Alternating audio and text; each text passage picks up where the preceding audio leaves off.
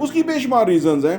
लोग हमारे साथ मिसबिहेव करते हैं, कोई हमारे नीचे बुरे कमेंट्स लिख देते हैं, कोई वैसे हमें जो है ना वो जेलसी हसद का एलिमेंट होता है, बेशुमार चीज़ें हैं। लोग जो है वो अपनी लाइकिंग उसके ऊपर जो है वो होते हैं। अब आप कहेंगे कि ये बहुत मुश्किल है, ये अल्लाह के नेक लोग, वलीउल्लाह, बुजुर्ग, आलम दीन, और आखिर में जो सबसे बड़ी मिसाल है हुज़ूर पाक सल्लल्लाहु अलैहि वसल्लम की, वही तौइफ वाला वाक़या कि जब लोगों ने पत्थर मारे तो आपने उनको बुरा भला भी नहीं कहा। इसलिए कि आपको ये सारी चीज़ें, ये जितने अलूम हम पढ़ते जा रहे हैं, जितने मैं आपसे चीज़ें लेके आ रहा हूँ, रिमोट कंट्रोल किसी को नहीं देना चाहिए। जैसे हम टेलीविजन का रिमोट कंट्रोल किसी को दें और हम देख रहे हो तो वो उधर से चैनल चेंज कर रहा हो तो हमें बुरा लगता है, तो हम जरा पकड़ लेते हैं रिमोट, कहते हैं नहीं मेरे हाथ में रहने दें। इस जिंदगी का भी रिमोट कंट्रोल हमारे हाथ में होना चाहिए, किसी के हाथ में नहीं होना चाहिए कि वो आगे से इस तरह का रवैया तैयार करे और हम अनहैप्पी हो जाएं, हमारा जो पीस है, हमारा जो चैन है, हमारा जो सुकून है वो गारत हो जाए।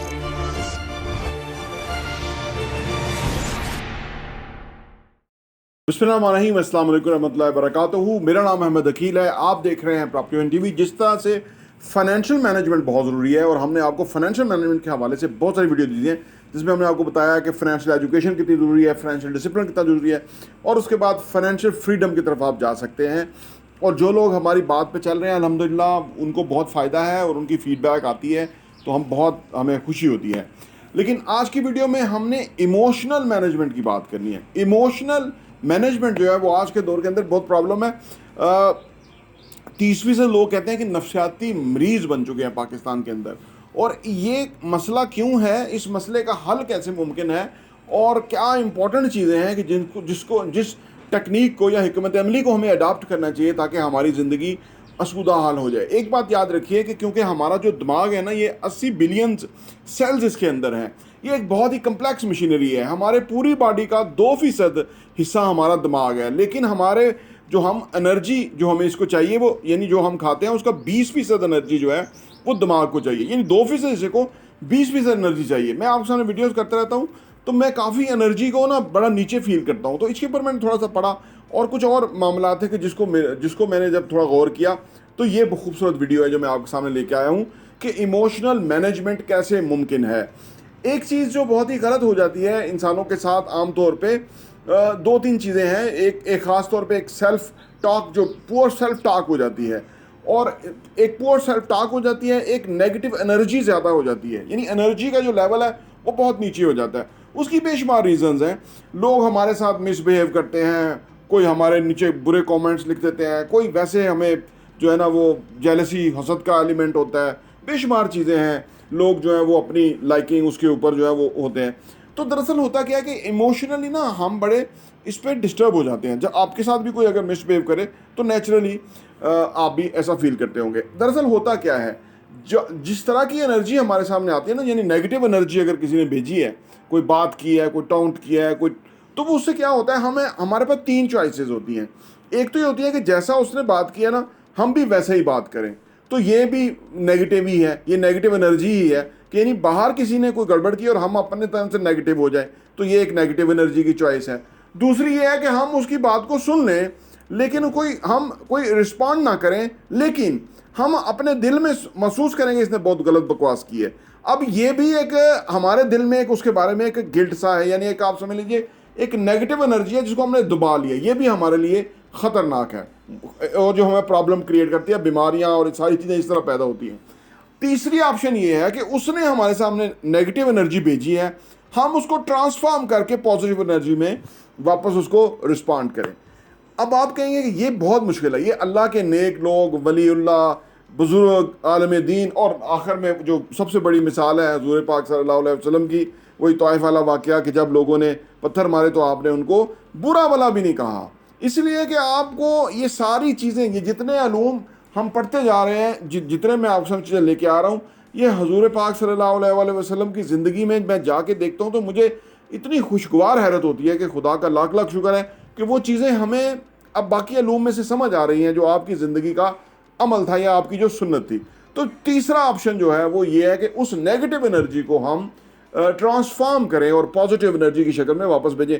मैं इस पर हुज़ूर पाक सल्लल्लाहु अलैहि वसल्लम की ज़िंदगी से ये भी समझ आ रही है कि जब कुफार मक्का आपके सख्त दुश्मन थे तो उस वक़्त भी आप उनको पॉजिटिव एनर्जीज भेजते थे, इसी वजह से उन्होंने उन्होंने मशहूर कर दिया था कि कोई शख्स जो ना हुजूर पाक सल्लल्लाहु अलैहि वसल्लम के सामने जाए ना, क्योंकि ये जादू ऐसा कर देते हैं कि जो भी जाता है वो उन्हीं का हो जाता है। तो इसकी वजह मुझे अब समझ ये आती है कि साइंटिफिकली आपने ना, आप पॉजिटिव एनर्जीज भेजते थे उनको। जब किसी को आप पॉजिटिव एनर्जी भेजते हैं ना, तो वो नेगेटिव नहीं रह सकता आपके बारे में, वो भी पॉजिटिव हो जाता है। ये टेलीपैथी है, ये एक साइंस है बहुत बड़ी जो काम करती है। मैं telepathy, neuro linguistic programming, law of attraction, ये सारे सब्जेक्ट पढ़ रहा हूँ और इस पे पर मुझे बहुत मज़ा आ रहा है और मैं आपके सामने शेयर भी कर रहा हूँ। तो 3 ऑप्शन है हमारे सामने, या तो हम उसी तरह का जवाब दें टिट फॉर टैट, या तो हम उसको जवाब ना दें और बुरा दिल में जाने के हैं ये ख़राब घटिया लोग हैं, और ये भी नेगेटिव एनर्जी है जो हम अपने अंदर भर लेते हैं और ये हमें ही नुकसान पहुंचाती है, उनको नहीं। और तीसरी है कि हम ट्रांसफॉर्म करें कि वो बुरे लोग हैं, उनका अमल बुरा है, लेकिन हमारी तरफ से उनके लिए नेक जज्बात, नेक ख्वाहिशात जो है ना, उनको हमें भेजनी चाहिए, उनके लिए दुआ करनी चाहिए कि अल्लाह पाक उनकी मुश्किल आसान करे, उनकी ये सिचुएशन चेंज हो। तो ये इससे क्या होगा कि हम अपने अपने आप को पॉजिटिव एनर्जी से भर लेंगे। अच्छा, एक और बात जो इमोशनल मैनेजमेंट के हवाले से बहुत इंपॉर्टेंट है वो ये है कि दरअसल हमें अपना रिमोट कंट्रोल किसी को नहीं देना चाहिए। जैसे हम टेलीविज़न का रिमोट कंट्रोल किसी को दें और हम देख रहे हो तो वो उधर से चैनल चेंज कर रहा हो तो हमें बुरा लगता है, तो हम ज़रा पकड़ लेते हैं रिमोट, कहते हैं नहीं मेरे हाथ में रहने दें। इस ज़िंदगी का भी रिमोट कंट्रोल हमारे हाथ में होना चाहिए, किसी के हाथ में नहीं होना चाहिए कि वो आगे से इस तरह का रवैया तैयार करे और हम अनहैप्पी हो जाएं, हमारा जो पीस है, हमारा जो चैन है, हमारा जो सुकून है वो गारत हो जाए। तो लिहाजा हमें अपना रिमोट कंट्रोल अपने हाथ में रखना चाहिए। इससे क्या फ़ायदा होगा? इससे ये फ़ायदा होगा कि हम, जैसे मैंने पहले पॉजिटिव एनर्जी की बात की, दूसरा अब हम इन चीज़ों से ऊपर उठ जाएंगे। जब रिमोट हमारे पास होगा, हमें पता होगा कि किसी का गलत रवैया हमें असर नहीं डाल सकता, क्योंकि हम पॉजिटिव हैं, हम प्रोग्रेसिव हैं, हम होपफुल हैं, हम पॉजिटिव एनर्जी भेजने वाले हैं। तो ये हरबा भी नाकाम हो जाएगा। ये 2-3 हरबे बहुत ज़्यादा लोगों के ऊपर असर कर जाते हैं, इसकी वजह से वो बेचैनी और इस्तराब और गुस्से और बदले और इस तरह की गिल्ट की कैफियत में मुब्तला हो जाते हैं। असल में यही चीज़ें हमें बीमार कर रही हैं। आज जो लोग बीमार हैं, जो लोग देख रहे हैं, बेड पे हैं, चल नहीं सकते, ये वो नेगेटिव एनर्जीज का शिकार हो चुके हुए हैं। उनको इस तरह के लोग नेगेटिव एनर्जीज भेजते हैं और वो वापस या तो उनको जवाब देते हैं या दिल में उनके बारे में बुरा समझते हैं और वो नेगेटिव एनर्जीज को कैच करते रहते हैं। यानी वो मकनातीस की तरह नेगेटिव एनर्जीज कैच करते रहते हैं। हालांकि हमें मकनातीस की तरह पॉजिटिव एनर्जीज कैच करनी चाहिए, लोगों में पॉजिटिविटी देखनी चाहिए। तमाम इंसान जो है, कोई भी इंसान, एक ही ज़ात परफेक्ट है, वो नबी पाक सल्लल्लाहु अलैहि वसल्लम की है। उसके अलावा तमाम इंसानों के अंदर प्रॉब्लम है, मसाइल हैं, क्योंकि अल्लाह ने आप सल्लल्लाहु अलैहि वसल्लम को बनाया ही इतना परफेक्ट है। तो बाकी तमाम लोगों के अंदर जो ना ऐब है, मसाइल हैं, परेशानियां हैं। आप अच्छा पहलू को तलाश कीजिए। जब आप अच्छा पहलू तलाश करेंगे तो आपके लिए काफ़ी कुछ अगले के अंदर दिलचस्पी लेने का बायस होगा और इससे आप की जो मेंटल हेल्थ है वो फर्स्ट क्लास रहेगी, खूबसूरत रहेगी, बेहतरीन रहेगी। अच्छा, अब ये सवाल ये पैदा होता है कि भाई ये हम अपने आप को चेंज कैसे करें, सिखाएं कैसे? ये सिखाना भी, कोई भी चीज़ सीखना जो है ना, क्योंकि मेरा सीखने सिखाने का है, तो कोई भी चीज़ सीखना शुरू में मुश्किल लगता है, लेकिन आप यकीन कीजिए कि 2, 3, 4, 5 दिन मुसलसल आप इस तरह सोचते रहेंगे तो फिर आपका ना वो एक रवैया बन जाएगा। यानी आपकी ना वो एक आदत बन जाएगी और आदत फिर रवैये में बदल जाती है और वगैरह वगैरह।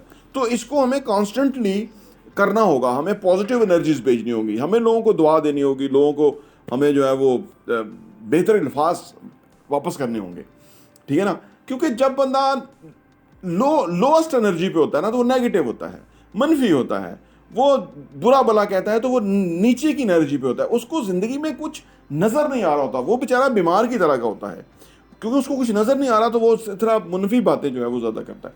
तो लिहाजा जब हम अपनी पॉजिटिव एनर्जी को हाई एनर्जीज के साथ होंगे तो हमें ये जो भी किस्म का बाहर से असरात आ रहे हैं वो हमारे ऊपर असर नहीं करेंगे और इससे हमारी ज़िंदगी बेहतरीन रहेगी।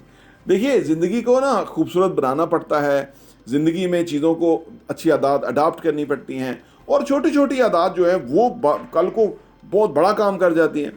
क्योंकि जैसे एक चाइनीज़ का एक बैम्बू का दरख्त प्लांट है जो कि बहुत सालों में बड़ा होता है और कई साल तक वो छोटा सा ही रहता है। आदत भी ऐसी होती है कि वो ज़मीन से थोड़ा सा निकला रहता है को 2-3 साल, चौथे साल के अंदर वो कुछ 40-50 फुट पे चला जाता है। तो वो जो आदात हैं वो भी ऐसे ही हैं। शुरू में हमें नहीं पता लगता कि इससे कोई फ़ायदा हो रहा है या एडवांटेज या डिविडेंड मिल रहा है कि नहीं मिल रहा, लेकिन कुछ अरसे के बाद, चंद सालों के बाद आपको अंदाज़ा होता है कि इसका तो बहुत ज़्यादा फ़ायदा आ रहा है और एकदम से वो आदत या वो चीज़ें अडाप्ट नहीं की जा सकती।